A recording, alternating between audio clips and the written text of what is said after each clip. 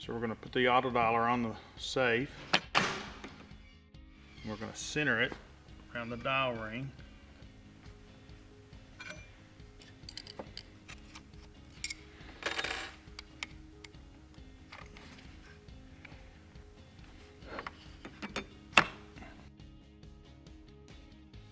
Loosen this screw up.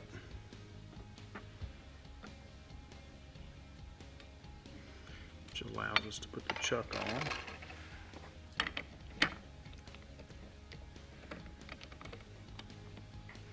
Tighten the chuck down onto the dial. And then once that's done, the next thing we want to do is we're going to tell it where the left contact is in the auto dialer keypad. We hit set drop, and you can see the default is 8. We're going to put the default as 5. That's our left contact. Hit set drop again, and then hit setup. Okay, once we do that, we're going to come back over to the auto dialer, and we're going to put it on 5. And then we're going to come back over here and hit setup. And we're going to hold this on 5. Hit setup, and you'll notice the dialer oscillated and went to where it believes is 5. So then we're going to put our Allen wrench in, hold this on 5, tighten the set screw. And once we have the Allen screw tightened up on the coupler, we'll rotate the dial off of 5 to any random number. Then you come back to the auto dialer and you hit setup. You'll notice it takes the dial back to 5 at the opening index, which means that it knows where 5 is now. So now that we got the auto dialer set up and we've got it locating itself back to 5, it knows 5 is the left contact, so that means the numbers it's dialing are the correct numbers and the combination that it finds will be the correct combination. So if you look, we have our set drop set at 5. Offset is plus or minus 8. What that means is it's not going to dial the last number of the combination 8 numbers above or 8 numbers below 5. Checkpoint is 22. The checkpoint is how many numbers it's going to go past 5 to try to retract the bolt. On most locks, 22 is fine. On a Mosler, you're going to want to change that to 25. Hit set drop again. Dialing step is 2. You can dial in 1, 1.5, 2, 3, 4, and 5 number increments. So you say we want right now it's set at 2. So you want to dial 1.5. It goes to 1.5. You want to dial 3. Hit 3. It goes to 3. You want to dial 5. It goes to 5. We'll start it on 2. Okay, so set drop. Now it's ready. So if I want it to dial now, all I do is hit dial. And the auto dialer is going to start dialing.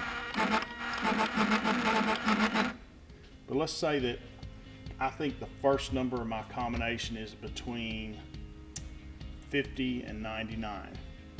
So we've got the dialer dialing left, right, left. So you got to think about this when you're going to tell it to dial a certain number on wheel 1.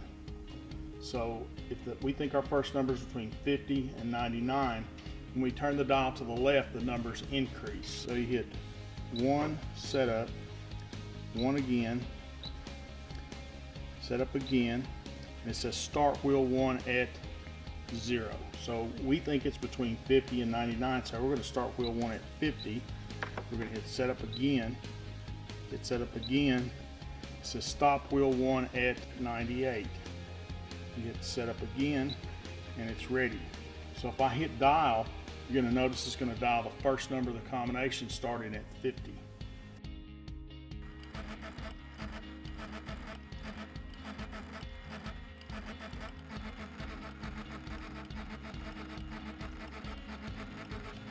Last we ran a range on a wheel.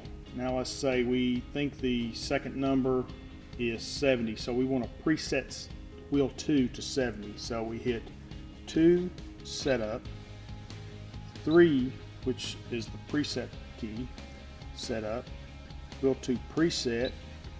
Press setup again, it says wheel 2 preset to 70.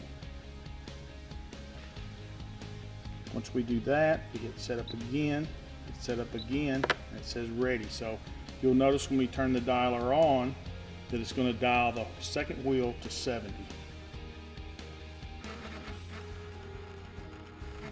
The important things that you have solved today are the contact point, which is your drop, running a range on a wheel, and presetting a wheel.